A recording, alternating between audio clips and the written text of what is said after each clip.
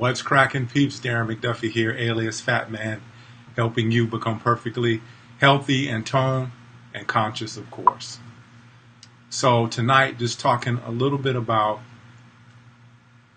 the conscious mind and the body, and I think it's entitled, "The Body Remembers What the Conscious Mind Forgets." So if anybody wants to join me, then I'm going to go ahead and wait for a few minutes to just let you get in and listen to what I'm saying.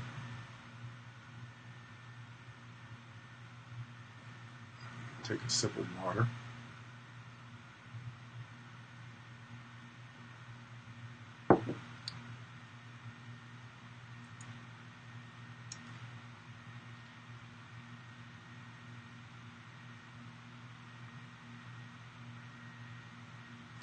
So let's go ahead and begin. I was inspired recently through doing a podcast with Dr. Maria, and I'm working on that podcast now, and it'll probably be out sometime next week. And we were just talking about insomnia and relieving insomnia. But there was a point in that interview where I said something to her, and she agreed with it. And it's something I'd heard before, but it went along the lines of, the body remembers what the conscious mind forgets. The body remembers what the conscious mind forgets. So what does that mean? A couple of weeks ago, I had a sore throat.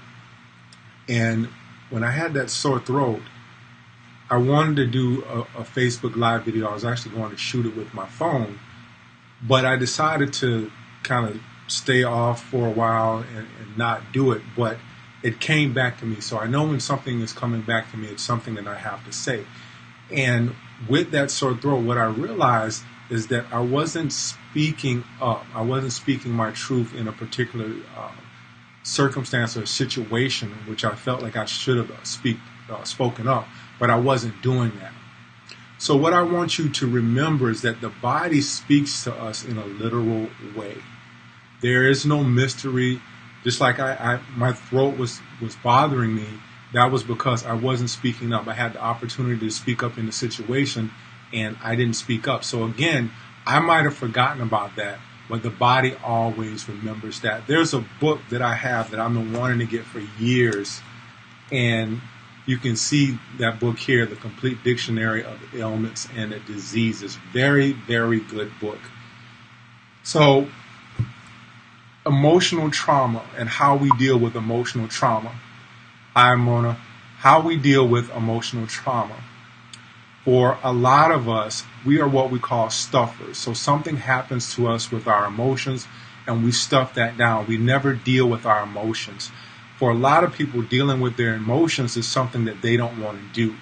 We're very afraid to be intimate with ourselves because it forces us to look at ourselves in a different way. And I remember when I started examining my life over the years, there was some cold things that I had to accept about myself, and I had to really learn how to love my crust. And a lot of people want to love the things about them that they like, but few of us really want to love the things about ourselves that we dislike, because that whole thing of loving your crust really makes you who you are. So when we talk about emotional trauma and not being a stuffer and dealing with our emotions, what you want to gather from this is that you want to feel your emotions for a little bit, and then you want to be able to let them go, which we have not been taught this. A lot of people deal with something and they sit in it. So if they're mad, if they're angry, and if they're upset, they tend to sit in those emotions. And when you sit in an emotion, what happens is you begin to draw more of that to you. So dealing with emotional trauma, you can deal with it in what I call a deconstructive way, or you can deal with it in a constructive way.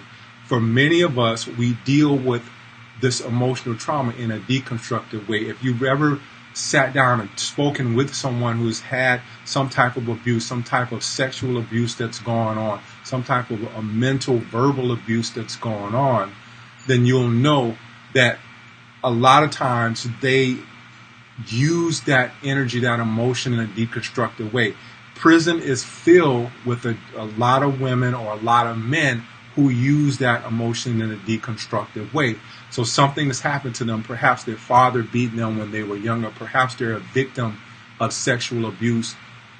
And it's a lot of emotional trauma to them. And so therefore, they cannot deal with that sort of trauma.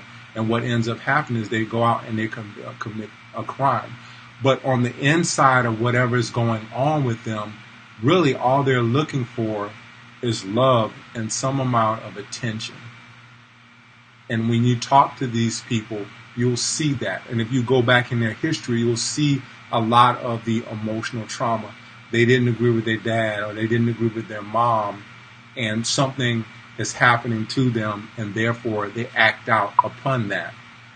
So when you are looking at us who are living in a day-to-day society, doing something day-to-day, a lot of us are going through really simple emotional traumas. A lot of that emotional trauma has to do with, I remember when I used to be at a job I didn't like, I would always go in and I'd be like, man, I can't take this anymore. I just can't take this anymore. And I would play that loop over and over and over in my head again. And many of you are doing that now, or you're going through a relationship trauma, whereas you and your partner are back and forth and something's going on. Maybe you're thinking about divorcing. Maybe you are thinking about really leaving this person or whatever's going on. So that's a simple emotional trauma. It's not a deep trauma, but it's something that you're going through on a daily basis. So what happens is a point in time comes when you have moved on, but your body remembers that trauma because you never really dealt with those emotions. You stuffed them down and you said, you know what, I'll just forget about them. And that's for a lot of people, that's what they do. They put things on the back burner. They never really forget about them, but the body always remembers that. And that's one of the reasons why people have illness.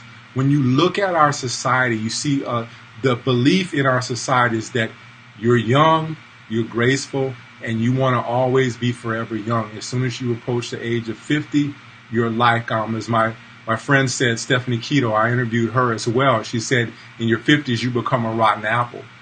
But what's actually happening is that most people have gone through a significant amount of emotional trauma in their life. So by the time they're 20, 30, 40, 50, 60, 70 years old, what happens is you see a lot of resistance in the body. And you see a lot of older people. I live here in South Florida. You see a lot of older people who are walking hunched over, a lot of people who aren't able to walk. So their body has stored that emotional trauma over time. Maybe they were resistant to their job. Maybe they had relationship issues where a partner left them or something happened. Or maybe they just weren't able to move forward in life. And this is what happens. Our body tends to store these things. So I just wanted to briefly give you a couple of things. Like I said, my throat, when I wasn't speaking up and I had the opportunity to be able to speak up, I decided to be silent. And therefore, my body remembered that, and I came up with something in my throat. It was just a slight throat issue. My throat was a little sore. But I knew from thinking about it, I knew that that was because I wasn't speaking up. A lot of anger issues are stored in our livers. If you have something with your knees, your feet, something like that, that's movement. That means you're not moving forward in your life and your joints. So, like I said, the body speaks to us in a literal manner. And what will happen with the body is that first it will tap you a little bit, and then it will tap you some more. For many of us, the first sign of that we're not connected wholly with our spirit and where we're going, mind, body, spirit, is that it's fatigue first. That's the number one complaint when people go in to see a doctor. I'm not having the energy that I used to have. That's the first thing. Then the body will hit you over the head with a hammer, like you'll have something in whereas you may have to have an operation, some type of surgery. Or if it doesn't get your attention, then what will happen is you will get something like cancer. Cancer has been metaphorically speaking, linked to not being able to forgive over a period of time. So again, you may have forgotten that incident that happened, but the body remembered it. So what do you need to do in order to be able to move forward and get into these emotions and feel them and be able to let them go? I've said this before, and I will say it again, as being able to go into your thoughts on a daily basis and see what you're thinking. A lot of people think the same thoughts over and over again, and they're wondering why the world doesn't change for them. So in order for your reality to change, if you have an illness, if you're going through some career stuff, you're going through relationship stuff, you have to think something different. You have to give the mind something different to think. For most of us, everything is based upon action. If I have an illness, let me take this pill. If I have something going on with my spouse or whatever, let me get rid of them. But chances are what will happen is it'll come back again. You'll be with another person, but the same issues will come up again. If you do not do something to change your thoughts, which relates to really changing your energy. And a lot of people don't understand energy, but everything is energy. And if you can change the energy, then the world must change. The circumstances must change. It is universal law. So when you come down with an illness, remember that it didn't happen all of a sudden. The body at some time is storing these things, and it stores them in different organs. So again, I said something like cancer is related to forgiveness. Something like arthritis in your knees or your feet, your hands. Hands is you're not willing to let go of control. You're holding on to something. So what are you holding on to something? What are you holding on to, rather? And then with your neck, if you can't move your neck, if something's going on with your neck, that's movement. That's meaning you're not able to move in the direction that you're supposed to move in.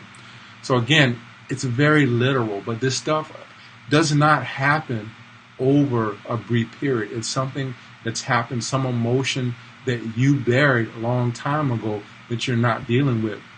There have been a lot of miraculous breakthroughs on people who have been able to kind of get into that emotion, even something that happened way in the past, and they're able to break free of that. A lot of people who have weight issues, weight is padding.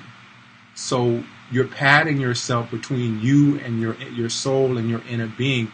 You're protecting yourself from something. So if you can get under that issue and you say, what am I protecting myself from, and feel better about it, then chances are when you go to look to reduce your weight, it's going to be a much easier process. You can do the action route again of eating and counting calories and all of that stuff, but for most people who've done that, they go right back to the same spot again, and most people end up gaining more weight, and it's simply because they have not at some point really dig into their emotions and really figured out, hey, what's making me eat? Why do I eat so much? And weight, a deep-seated belief is I eat too much. And for people who are underweight is I eat too little. So you have to explore your beliefs. You have to get into your emotions. You have to be willing to be intimate with yourself. And once you become intimate with yourself and you understand yourself, which you are the only person who's going to be able to understand you because you're you, then you'll see how all these things kind of intertwine, because you can't treat the body without the mind, because the body follows the mind. And that's why this whole thing makes sense of the body remembers what the conscious mind forgets. So whenever you have an ailment or something is bothering you, go into that emotion and think, even an emotion from a while back, sometime long ago, and ask yourself, hey, how do I feel? What do I feel? Is there something going on with me? I remember one time I had a really nagging headache, and I thought, well, what is nagging me in my life? And sure enough, I could pinpoint that thing that was nagging me, and I just got into that emotion, kind of smoothed it over, and before I knew it, my headache was gone. You have the power to heal yourself. And a lot of people stay in the state of non-healing because they're getting some type of gratification from being sick. You either get sympathy, you get to stay off from work, you might get attention from your spouse or something. And most people want that. So they stay in this cycle of being sick, stay in the cycle of not being well. But there's a lot that goes into this. But remember again that you have that power to heal yourself if you're willing to get into the emotion of it. If you're willing to go back and tap into your mind and say, hey, what was I thinking? What course of thought have I been in for such a long time? And how can I think a different thought? And once you think that different thought, you'll be surprised at how little things will go away, little nagging, knee pain and all this other stuff, because what that is just a sign to you that something's going wrong with your thought pattern.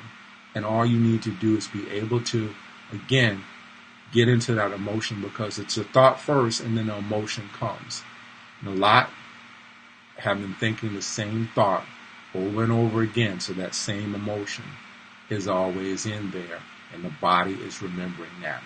So get into your emotions. Don't sit in them. Get into them. Change your thoughts about whatever happened to you at that particular point in time and move forward. You cannot and you will not move forward in your life if you are always playing the victim. Everything happens for you. Nothing happens to you.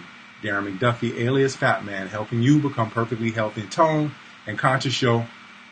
One love. I'm out.